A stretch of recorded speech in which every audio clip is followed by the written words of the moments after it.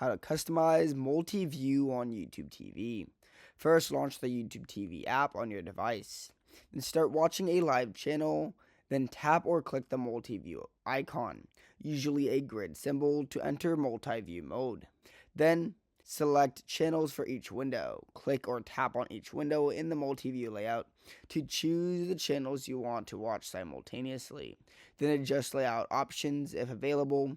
Select your preferred layout option, such as 2, 3, or 4 screens. This option may appear as a setting or a layout icon within multi-view mode.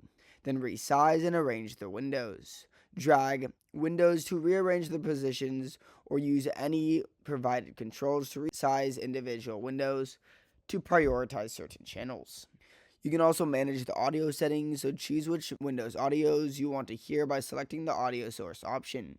Usually only one Windows audio plays at a time. Then save your customizations. Some devices may save your multi-view settings automatically. If there's a save option, select it. Press the multi-view icon or back button to exit multi-view mode and return to single channel viewing. Subscribe.